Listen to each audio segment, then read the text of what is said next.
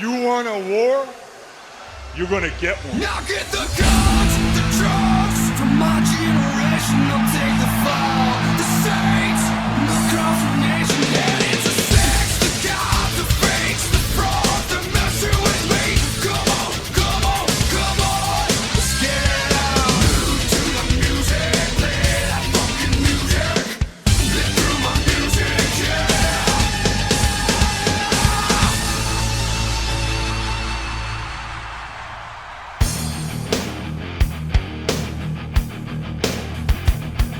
Hey yo, Reliving the War number 142. We have another massive episode this week with Raw coming from East Rutherford, New Jersey, and Nitro coming from the MGM Grand Garden Arena in Las Vegas, Nevada. Bash at the Beach 98's in the books, so check out that video when you get a chance. I was a bit critical of the pay-per-view and it was far from WCW's best show of 1998, so let's see if they can improve with Nitro tonight. Jam-up guy Albert Butler attended AEW Revolution last week and he watched the MJF vs Daniel Bryan Iron Man match in the best way possible, while wearing his Jam shirt and drinking a lot of beer. Thanks very much Albert for being this week's Jam-up guy. Let's get to it then. Another week, another episode of Reliving the War. We kick off Nitro with an NWO Hollywood promo. Bischoff says Hogan wasn't very talkative backstage and he wants to know what's on Hulk's mind. Hogan says he and Rodman proved that the true power of pro wrestling remains black and white, and Hogan's soon gonna prove that Goldberg's nothing but a flash in the pan. Hogan then wants to discuss family business. There's been some bumps in the road within the NWO. Hogan loves his family, but he needs to sort a few things out. Hulk blames Scott Hall for losing the championship. If Scott defeated Goldberg last week, then the title match wouldn't have happened. Rumour has it that Scott also said that Hogan shouldn't lead the black and white anymore and maybe it should be the bad guy calling the shots. So tonight, Hogan wants to give Scott a gut check and Scott gets challenged to a match. Scott says he did everything Hogan told him to do. He turned his back on Nash at Hogan's request because he needed the money. So if Hogan wants to test Scott's loyalty, then that's fine with the bad guy. But Hogan should also remember that Goldberg may have beaten Scott last week, but he also took away Hollywood's belt. Hogan says it's on before turning his attention to Bischoff. Hollywood thought that Bischoff was laughing at him, so Bischoff can prove his loyalty too by refereeing the match. Eric clearly wants nothing to do with this. The crowd pop as Scott throws his NWO shirt at Hogan, and then the moment gets completely brought down when the Booty Man speaks for the first time on Nitro. And I'm not trying to be funny here either. He goes on about DDP hitting him with a chair at Bash at the Beach, and even the other NWO guys, except Hulk, have broken off to talk amongst themselves. Bischoff and Liz look depressed as Ed Leslie challenges DDP to a match tonight, and Scott Hall thinks this is so bad that he actually leaves the ring. As far as Scott's concerned, this promo is over. Dissension within the NWO's just boring as hell now. It's remarkable how no one could come up with new ideas. The Barbarian wrestled Horace next. Who cares, right? Well, hold your horses there, cowboy. Barbarian kicks the now legendary stop sign into Horace's face to win the match. The flock then attack Barbarian. Someone needs to help Barbie right now, so here comes the man called Ming to lend a hand. Ming has returned to WCW Nitro, though this doesn't mean the Faces of Fear are back together. As a matter of fact, Ming gives his old partner the Tongan death grip, so it looks like we're picking up where we left off all the way back in February. Curt Hennig and Rick Rude come out for a promo, and Rick says he didn't attend Bash at the Beach because someone cancelled his flight. Curt says the NWO will deal with that later, but tonight Curt wants another shot at Goldberg's world title because, get this, after getting his ass handed to him last night, Curt Hennig now knows how to beat Goldberg. He knows his true weakness. And Curt also doesn't want Ravishing Rick at ringside because Hennig doesn't want people saying he only became world champion because Ravishing Rick helped him out. Rick confirms that Curt's comfortable going on his own. Curt says absolutely, so that's our main event tonight set in stone. The question is though, what is Goldberg's true weakness? Put your answers in the comments. JJ Dillon wants to congratulate Rey Mysterio for a job well done last night at Bash at the Beach, but Chris Jericho comes out to ruin all the fun. Chris has the WCW rulebook in his hands. Yeah, that big thing contains every rule ever written in WCW. And Chris wonders if JJ Dillon knows what it says on page 257. It says, a suspended wrestler is not allowed to attend shows which he or she are suspended from. If that suspended wrestler affects the outcome of a title match, the decision of the aforementioned match is null and void. Jericho's got Dylan by the short and curlies. JJ begrudgingly says that Jericho's right. It's right there in the rulebook. So Mysterio has no choice but to hand the belt back to Chris. Dean Malenko appears and he says Chris won't get away with this, but Jericho says, "Oh, but I did, Stinko Malenko." Jericho says Dean and Rey should wrestle to determine the number one contender. The men agree, so that match is going to take place a little later too. That's 3 matches promoted already. Hacksaw Jim Duggan then got more of that sweet Ted Turner money when he defeated Rick Fuller in under 2 minutes. He won the match with the Old Glory knee drop, and then Buff Bagwell came back to Nitro for another promo. My, Judy Bagwell looks different today, doesn't she? Buff again says he wants to go his separate ways from Scott Steiner when he's able to get back in the ring, but right now he wants to talk to Scott's brother, the man who bulldogged him on Thunder, which in turn led to Buff's injury.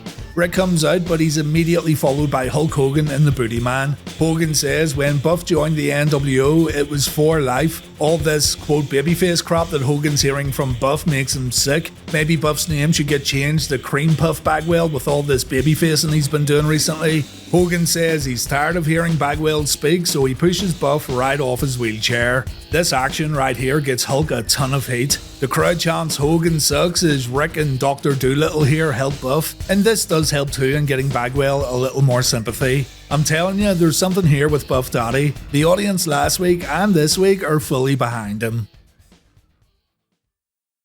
I'm just a sexy boy. Well, look who's back on Raw. The fanny pack is run dry, ladies and gents. It's time for a refill. The Heartbreak Kid's back. He's going to provide commentary for this full episode of Raw's War. And even though old HBK was still having some difficulties getting his life together, he's looking a lot better here than what he did around WrestleMania. The crowd give him a great ovation too. Jim Ross wonders if Shawn's going to get back in the ring. He says nobody knows that answer but the big man himself. So Shawn does not confirm if he's going to compete again. Undertaker versus Vader kicks off the action on Raw, while on Nitro we've got Fit Finlay versus Bret Hart. It's great seeing the Undertaker wrestle again on Raw. It's not so great that he almost got his face melted off when the pyro guy accidentally hit the Kane button instead of the tiny Undertaker button. What does this button do? I'm about to kill the pyro guy. The Undertaker has absolutely no luck with pyrotechnics. See Elimination Chamber 2010 for more evidence. Vader makes his entrance, and then of course Kane shows up too, along with Mankind and Paul Bearer. They kinda gave that bit away, didn't they? These three stand on the outside as the match gets underway. Taker pulls off the jumping clothesline early, but Vader fires back with his big belly bounce, followed by a clothesline of his own. The dead man takes a few forearms in the corner, and he replies with a standing leg drop or a rocker dropper. We then see old school as Undertaker looks to end this one early, it seems. Vader then gets clotheslined over the top rope, and Undertaker gets a good look at his little brother after smacking Vader's head on the guardrail. Back in the ring, the man they call Vader falls over when performing a power slam. Jim Ross says this was a modified power slam, and the Undertaker takes a splash, but he kicks out at 2. The crowd chants for HBK as Vader attacks a grounded Undertaker. Vader hits a middle rope splash, but Undertaker somehow kicks out, and this leads to the Undertaker firing back with a chokeslam followed by a tombstone piledriver. After Taker wins via pinfall, Mankind goes to hit Taker with a chair, but Kane takes the chair away. Jerry Lawler's convinced that Taker and Kane are working together as the Big Red Machine smacks Vader, so who knows what's going on. All signs point to Taker and Kane joining forces very soon though.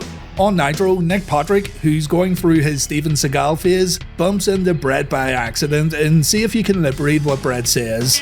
Couldn't beat Booker T and took the long road. Tried to take him. Couldn't beat Booker T. Get the fuck out of my way, lord ass.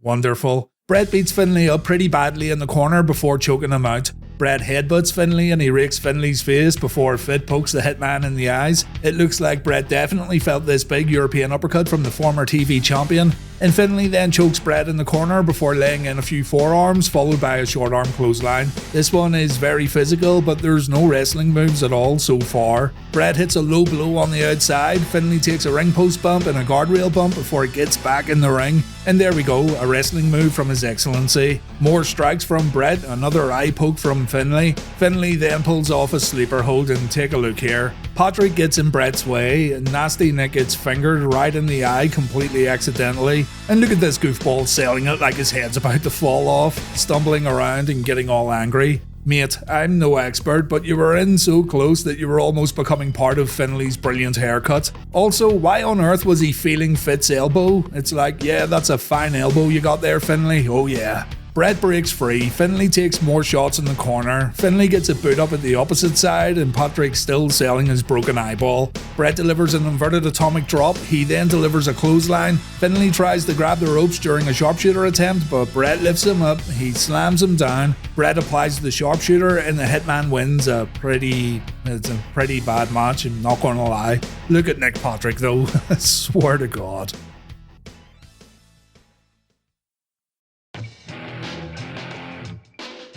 Brawl for All time, Bart Gunn versus Bob Holly. On Nitro, Stevie Ray versus a returning Rick Martel. Gonna get the old Brawl for All scorecard out early and show you how I scored this one. Round 1, Bob Holly gets battered. Round 2, Bob Holly gets battered.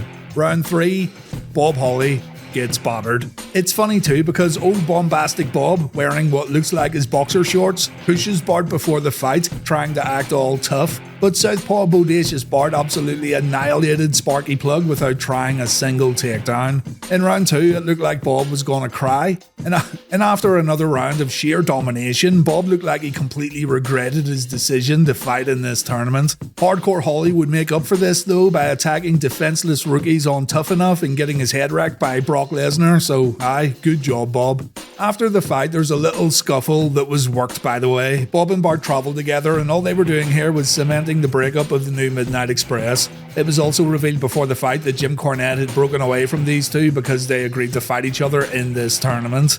Bart Gunn looked impressive though, and for some reason he looked about 4 times bigger when competing in this Brawl for All. He can definitely throw a punch too, and all the proof you need is right here on Bob Holly's face. So we may have a dark horse on our hands here. Over on Nitro, Stevie Ray comes out holding the TV title and he's claiming to be the TV champion. We'll learn more about this in a moment. Rick Martel's back from that rough injury he sustained at Super Brawl 8, but unfortunately he gets re-injured in this match and he decides to call it quits. He doesn't re-injure his knee, he injures his neck. Let's check the finish and we'll learn about what happened. Martel has the match won, he locks in the Boston Crab, but Bret Hart then appears and he smacks Martel on the head with a steel chair. Stevie then goes for the slapjack, which is basically a pedigree with a lift before impact, and Martel didn't want to take that impact on his surgically repaired knee. So he tried to get the finish changed, but WCW went along with the normal plan. Martel decides he's going to avoid taking any impact on his knee, so he jumps up and he ends up landing right on the top of his head. This was all confirmed by Rick in an old RF Shoot interview that's on YouTube right now, by the way, so that's something you can check out. And right when he took this move and got hurt, he decided on the spot that his life is more important and he wanted out.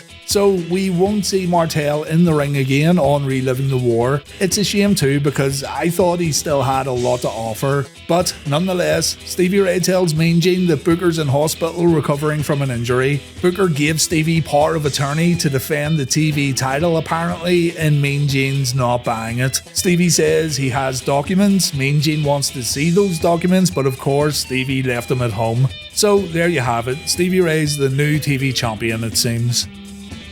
Jason Sensation wants to share a few impersonations on Raw. On Nitro, we've got Conan versus Barry Darsow. Jerry Lawler's getting Jason to do more Owen Hart impersonations, but then he asks him to do Owen's brother Bret. The best there was, and the best there ever will be.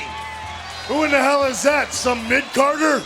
Lawler makes Jason do impersonations of The Undertaker. He does a great Steve Austin too and a great Shawn Michaels, but it always comes back to Owen, and it's Jerry who keeps this going. I know I'm late, but my nose got here 10 minutes ago.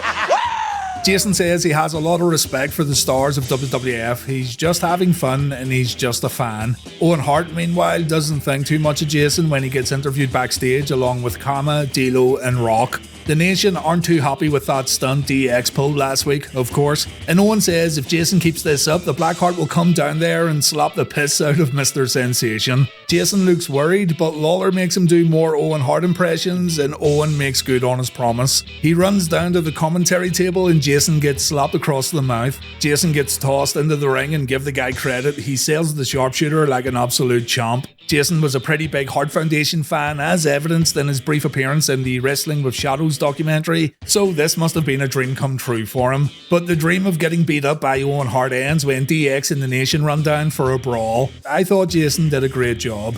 Over on Nitro, I bet you remember all this Wolfpack business being better than what it actually was, right? Yeah, I thought it was a bit more involved, but over these past few weeks, there's been absolutely nothing going on within the faction, but hopefully that changes soon. Barry Darsow versus Conan feels like a house show match, and funnily enough, it plays out like one too. Darsow attacks early, he threatens to break Conan's arm at the ropes. K-Dog then takes one of the weakest clotheslines I've ever seen, and then, thankfully, Conan goes on offense. Darsow gets floored with a rolling lariat, he then takes the seated dropkick. Conan then hits a facebuster, and then the Tequila Sunrise gets applied. A swing and a miss from WCW.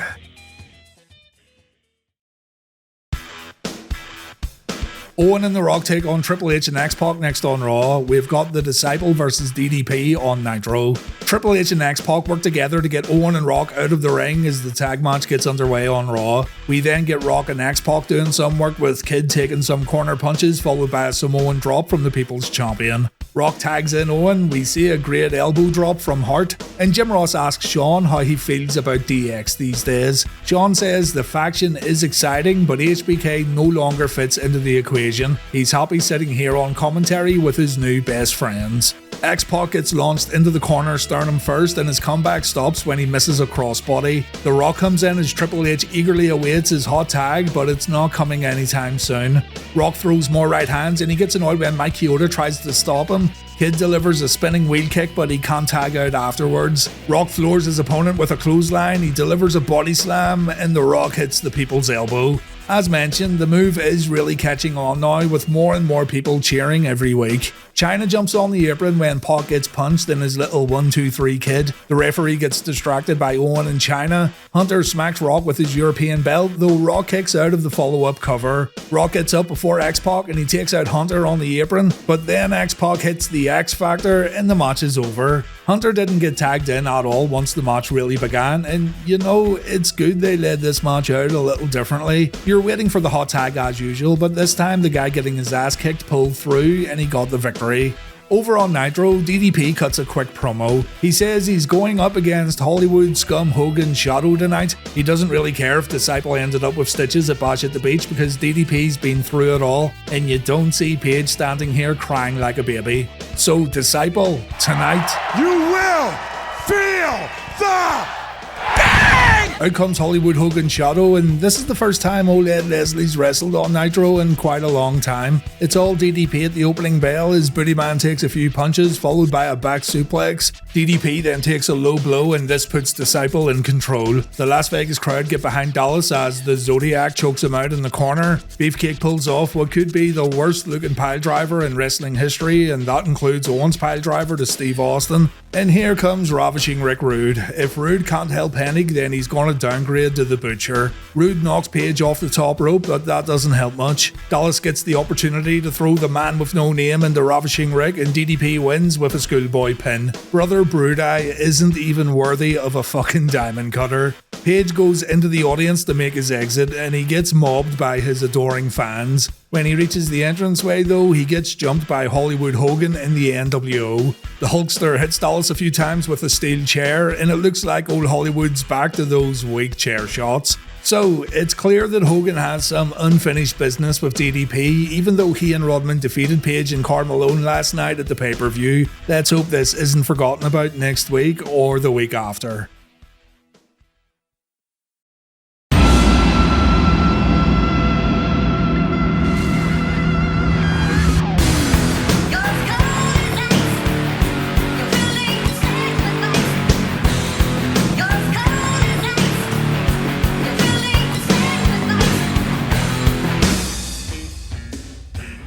Stephen M.F. Blackman versus Mark Mero on Raw, Kenyon versus Saturn versus Raven on Nitro. Sable comes out to see Steve Blackman perform tonight because she's seriously thirsty, but as we all know, Steve Blackman only has eyes for Jacqueline. Mark's going to try and show off with a few right hands, but Steve's all about messing guys up, no time for showing off. So he stuns Mero with the breeze from his roundhouse kick, and then we see Blackman's hard-stopping double-handed chop. Steve makes Marvelous Mark eat the canvas and bow down to his master before trying to break his spine in half with a violent back elbow. Sable says she would do absolutely anything for Blackman right now as Stevie kicks her husband right in the jaw. Mero then takes more spine abuse when Steve delivers the backbreaker from hell, but Mark hits a low blow followed by a Samoan drop, the dirty cheater. Once again, Blackman's heart gets broken when Jackie goes to the top rope for an aerial attack. But then Sable lends a hand and Jackie gets some rope smashed into her little, let's just leave that one alone. Steve performs the motherfucker kick. He wins the match thanks to Sable helping him out. Sable wants some of that Steve Blackman beef, but our main man completely rejects Sable. Blackman decides it's time to move on from these daily distractions known as beautiful women, and it's time to get back to the real serious business, defending Earth from villainous creatures found all around the galaxy, such as Double J Jeff Jarrett. We've got ourselves a triple threat match in Las Vegas, Raven, Kenyon and Saturn. The fight begins during Kenyon's entrance, and it's clear that Kenyon and Saturn only want to get at Raven. In order to get the Raven, they have to fight each other, so Mike Tenay explains that these two have completely lost focus. They should really be working together here for the greater good. Raven laughs as Saturn kicks Kenyon, and the moment Saturn goes for his old friend, Kenyon strikes back. Kenyon pulls off his reverse electric chair drop.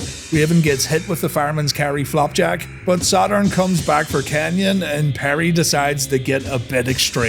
Kenyon gets set on a table and Perry performs a splash from the top rope to the outside, one of the rare instances of a WCW table spot actually looking good. Raven tries a superplex but Saturn counters. Kenyon then instantly wakes up from the table bump and Perry gets crotched. Raven then has to dodge a top rope splash from Chris, but he can't dodge another one from Perry. And this highly entertaining match continues with all three men getting involved in a three-man back suplex from the top rope. Raven takes a flatliner and a Death Valley driver, but Raven's opponents keep breaking up the pin attempts that follow, and the match comes to an end when Saturn and Kenyon keep fighting on the outside and Raven wins via countout. I'd love to see this triple threat match on pay-per-view. These three made the absolute most of their limited time, and they could have had an even better match with an extra 5 or 10 minutes. Dean Malenko versus Rey Mysterio on Nitro. On Raw, we've got the New Age Outlaws versus Mankind and Kane. Now allow me to introduce ourselves.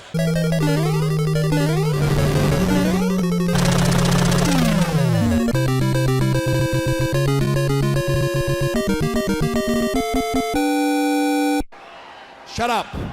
So the WWF did remember that Kane and Mankind were the number one contenders for the tag titles, and they're getting their shot tonight on Raw. The Undertaker comes out to get a closer look at the match, and it begins with Mankind biting Road Dogg's head. Double J gets a boot up in the corner and Foley takes a clothesline, and Road Dogg tags out so Billy Gunn can take over for a bit. Gunn performs an arm breaker. He tells Mankind to suck it. Foley rolls out of the ring and the Undertaker watches Chyna hit Mankind with a tag belt, and Mankind's bad luck continues when he charges into the ring post. Finally, Mick gets a break when he puts Billy in the mandible claw. Road Dogg breaks it up, but Mankind's able to tag in Kane, and now the New Age Outlaws are gonna get it. Mr. Ass's punches have no effect whatsoever, and James once again has to save his partner from losing the belts when Kane goes for a chokeslam. Gunn ends up getting thrown into the ring steps by Foley as Jerry Lawler wonders why on earth the Undertaker's standing at ringside watching this match. Billy gets back inside the ropes, but then The Rock and Owen Hart show up. We get Road Dogg and Kane in the ring, and that lunatic Jesse James has the gall to do his little dance in front of the big red machine. Gunn's able to run in and hit a pile driver on Foley, and then X-Pac and Hunter appear at the ramp to take out Owen and Rock. Turns out the Nation had a plan all along. DX forgot about D-Lo. D-Lo performs a lowdown on Road Dogg, and this leads to Kane hitting a tombstone piledriver. Kane and Mankind are the new WWF Tag Team Champions, and what a formidable tag team they really are. This means Austin and Taker face the tag team champions at Fully Loaded in Your House. And look at this, the anti-establishment DX are backstage crying to the boss about what happened. Hunter says Vince needs better referees and he suggests that Vince goes out and he officiates title matches. Vince says he watched the match, the Outlaws did get screwed over, and Road Dogg wants McMahon to do something about it. Get over it, for God's sake. On Nitro, we get to see Dean Malenko versus Rey Mysterio Jr. once again, although to be fair, it has been a while. Mysterio lands on his feet following a snapmare takeover. Dean gets arm dragged out of the ring, but they come to a stalemate after no physicality on the outside. Malenko brings it to the mat and he focuses on the arm and wrist. Mysterio counters and he goes for a pin, but it's a kick out at none. Dean won't give up that easily. Mysterio hits the mat after a shoulder block and the commentators are talking about Arn Anderson being backstage last night at Bash at the Beach. Malenko performs a sidewalk slam before getting arm dragged out of the ring again. Rey then pulls off a somersault plancha, but he misses the springboard Hurricane Rana and Dean delivers a tilt-a-whirl backbreaker. Rey counters the Texas Cloverleaf with a small package. Mysterio's able to perform a bridge after a series of counters on the mat. Rey then slips when going to the top rope, and although it was a mistake, it's good that Rey didn't try to instantly recover. He sails it instead and he looks better for it. Mysterio counters a powerbomb with a sunset flip, but he can't get the win. Malenko counters the Frankensteiner with his crowd-pleasing super gutbuster, and all Dean needs to do at this point is lock in the Cloverleaf. Unfortunately for Dean though, Chris Jericho appears and he hits Dean with the Cruiserweight title belt. Jericho wants to avoid Dean Malenko at all costs, so he's pretty much handed Rey Mysterio a victory and a shot at the Cruiserweight Championship.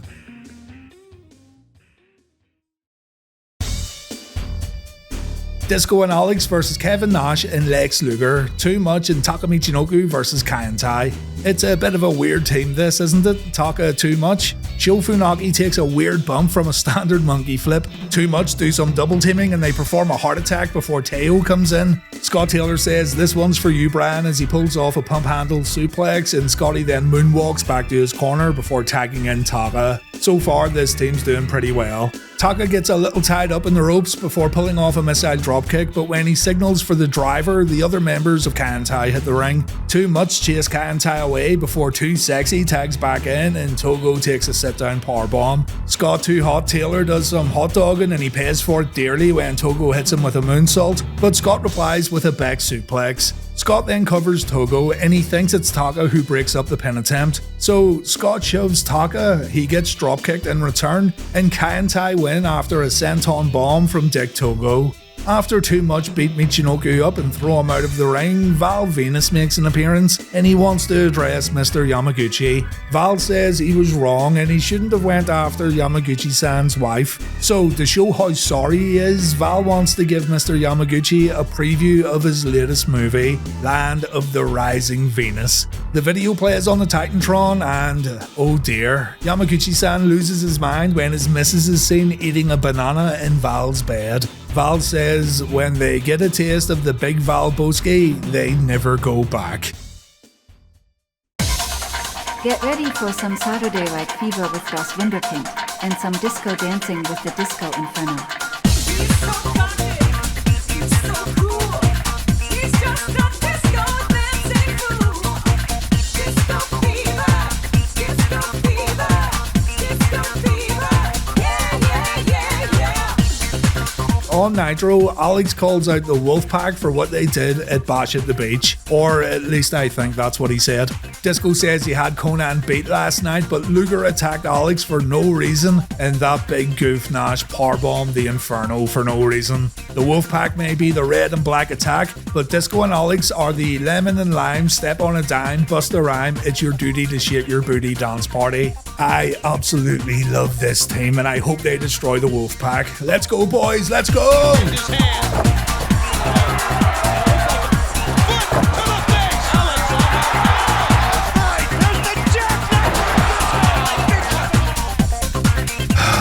God damn it. Vinnie Mac calls out The Undertaker next on Raw. On Nitro, Eddie Guerrero takes on Steve McMichael. So Vince says he's going to address the tag titles in a moment, but first he brings out the dead man. Vince wants to address The Undertaker, and maybe now we can get some answers. Taker comes down, and Vince wonders what The Undertaker wouldn't do to become WWF Champion. He destroyed Mankind, and he made a statement at King of the Ring. He's chokeslammed nearly every WWF superstar over the past month or so. I think that's a bit of an exaggeration, but yeah. He's been pulling random stunts to maybe fool people, including not showing up when certain people needed help, mainly Stone Cold Steve Austin, and it looks like The Undertaker is now accepting help from his little brother. Taker's refused to answer anyone in regards to his actions, but Taker won't refuse Vince McMahon. So McMahon asks the question, is Undertaker in cahoots with Kane, and is he aligned with his younger brother? Taker tells Vince to go to hell, and then Stone Cold Steve Austin makes his way to the ring. Austin confirms that he and The Undertaker are on the highway to hell, and the two are going to collide at SummerSlam for the WWF title. Austin respects that Taker challenged them man to man, but there is a roadblock on this highway to hell when these two have to team up to take on Kane and Mankind. Austin wants to know where Taker's head's at, and Taker tells Austin to go to hell along with Vince McMahon. D-Generation X then march to the ring, and seeing as everyone wants answers, Triple H wants to know if the Outlaws are going to get a tag title rematch tonight. He says Vince is going to grant DX their wish because Hunter knows how to prove if The Undertaker and Kane are working together. The tag match will have 3 referees, 1 inside the ring and 2 enforcers outside the ring. Those enforcers will be Stone Cold Steve Austin and The Undertaker. So Vince agrees, and our main event tonight is a match we have already watched, only this time we could get an answer in regards to The Undertaker's actions as of late. Before the Nitro match, we see a clip from Thunder. Steve McMichael says he's looked into Arn Anderson's soul and he knows Arn's still a horseman at heart. Mongo played an Arn Anderson promo from Fall Brawl 95, and Big Steve-O says the fire can burn once again, the horseman could ride again. All Steve wants Arn to do is think about it for now. Eddie dropkicks Steve into another reality when the match begins, and we see that same back dropkick that Eddie performed on Chavo the night before. Big Steve bumps like a pro following a clothesline, but he gets up and he performs this front falling suplex. Never fear though, because Chavo's here along with Pepe, the only real horseman I can see right about now. Chavo throws up the symbol of excellence on the outside, and when Eddie goes for the frog splash, Chavo gets in the ring. Chavito says he can be a horseman just like Big Steve, and glass-eyed Nick Patrick throws the match out. It's a no contest. Eddie dropkicks Chavo into McMichael, Steve attacks Chavo while Eddie leaves the ring. There's a Mongo spike right there, ladies and gents, and Nitro moves on.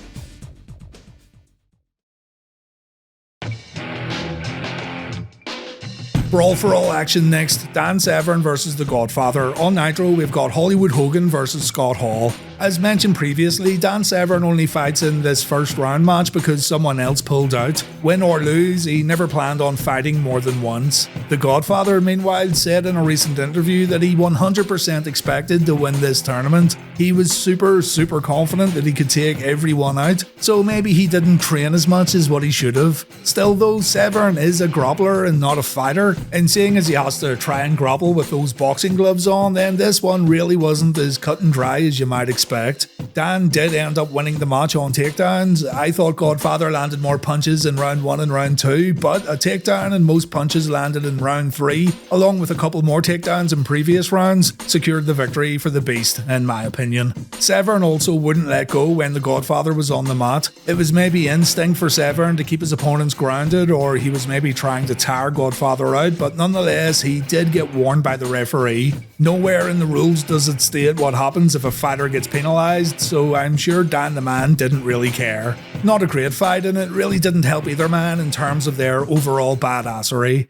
So the NWO implodes once again on Nitro. Bischoff comes out to officiate. Hollywood Hogan finds it very disrespectful when Scott throws his toothpick, but Hogan should really be thankful that Scott let him join the NWO in the first place, you know. Scott's got a toothpick for Eric Bischoff too. Hogan scratches at Scott's back before stuffing his stinking bandana in Hall's mouth, but Scott bites down on Hogan's sticky fingers and Bischoff struggles to break things up. Hogan thinks he's hot stuff after pulling Scott's hair and slamming the bad guy to the mat. Hall replies by bringing Hogan down to the canvas for a few slaps, but Hogan turns it around with a clothesline and a few punches while Scott's stuck in a headlock. Scott takes a corner clothesline. Hollywood claws at Scott's face. Hall replies with a few punches, but the Disciple jumps on the apron to keep the advantage with Hulk Hogan. The timing wasn't great here. Hogan covers Hall, Hall grabs the bottom rope, and Eric stops counting at 2. Hollywood gets a little angry at Eric, and Bischoff even reprimands the Booty Man when he's caught choking out Hall. Still though, Bischoff refuses to count after Scott performs his fall-away slam, so Eric still has a favourite in this matchup. He lets Hogan choke Scott, and when Hall returns the favour, Bischoff steps in. He even lets Hogan low blow his opponent, and there's no repercussions. Hogan hits the big boot, he's just about to hit the leg drop, but Diamond Dallas Page runs out to help his old friend and get a little payback for earlier on.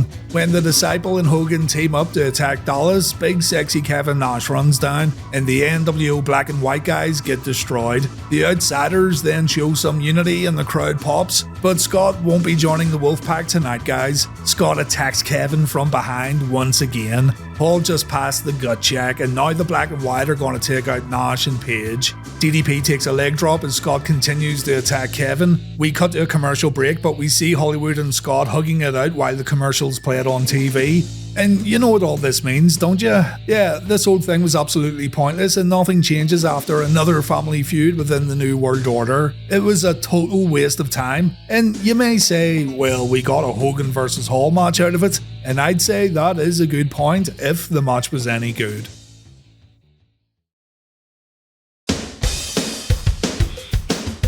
The Curt Hennig vs Goldberg rematch is our Nitro main event. On Raw, the Outlaws try to win back their tag team championships. I'll cover the Nitro match first because there's nothing here. Remember when Curt said he knew how to beat Goldberg? He knew Goldberg's weakness, right? Well, the plan was to slap him. Yep, that must have been the plan all along because it's the only thing Curt would do in this matchup. Looks like our main man Mark Curtis felt that slap more than Goldberg. Curt gets punched in the face, he takes a spear and he gets jackhammered, and that's the match over. I am not kidding. 1 minute and 22 seconds. The competitors spent most of the time looking at each other. Is this kind of thing more suited to the first half of Nitro or in the upper mid card? In my opinion, yes it is. But WCW wanted to keep establishing Goldberg as this unstoppable force of nature who simply can't be beaten. It's going to take a miracle to get that belt away from Billy Boy, or at least, hopefully, some clever booking. On Raw, the competitors make their way down to the ring along with the Special Enforcers, The Undertaker and Stone Cold Steve Austin. Austin comes prepared and he brings a beer cooler with him. Stone Cold watches on as The Undertaker has a discussion with Mike Chioda before the match gets underway. And here we go, Outlaws vs Kane and Mankind once again. Road Dogg fights Kane in the ring as Billy Gunn hits Mankind with the ring steps. The Outlaws then work together to bring Kane down to the mat before going back to the outside to take care of Mick Foley. The Outlaws clearly want to isolate the tag champs, and it was a good battle plan for all of 1 minute. Road Dogg and Billy Gunn try to suplex Mankind on the ramp, but Kane kinda makes the save. Mankind still gets stumped on his head. Back in the ring, we've got Kane delivering a big boot to Road Dogg's head. The real Double J gets choked in the corner before getting whipped into the opposite corner. Mankind then tags in and James continues to get destroyed, and all Billy Gunn can do is hope his partner can tag out. Once Foley gets done with James, Kane comes back in to perform his top rope clothesline. Quick tags from the new champs begin to really frustrate Billy Gunn, so Mr. Ass hits the ring and he lights Foley up with a few quick punches. Road Dogg then tries to stand on the apron and let Billy Gunn take over, but the referee says James has to get back in. During this conversation, Chioda takes a bump though, and so it's up to Austin and The Undertaker to officiate the match. Road Dogg performs an inside cradle, Austin begins his count, but The Undertaker pulls him out of the ring. That surely answers the question. The Undertaker is in cahoots with his brother, he has to be. Kane chokeslams Road Dogg, Undertaker gets in the ring, but Stone Cold stops the pinfall from happening, and now we have ourselves a major problem. Just when you think these two are going to fight, all hell breaks loose. Kane attacks Austin, Undertaker goes for Mankind, the Nation of Domination and DX get in the ring, there's stunners, chokeslams, it's a big old brawl to end Raw, and the show fades to black. An okay main event in regards to the in-ring action, but a very fascinating main event in terms of storyline.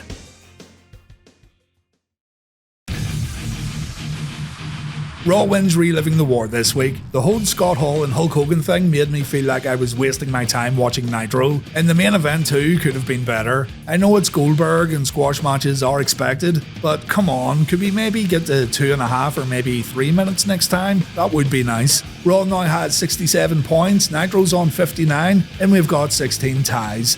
In the TV ratings, Raw won with a 4.7, Nitro got a 4.5. Next week on Raw, Vince McMahon wants The Undertaker to learn a lesson, and the dead man gets put in another match involving his little brother. Steve Blackman's back on form and he's looking to settle the score once and for all with Double J. And we've also got X-Pac and The Rock squaring off in the ring. On Nitro, Disco and Alex take on Masahiro Chono and the Great Muta. Scott Hall addresses his old friend Kevin Nash, and Bret Hart takes on DDP for the vacated US Championship. Thanks for watching, guys. Subscribe and like the video, leave a comment, all that good stuff, and please take care.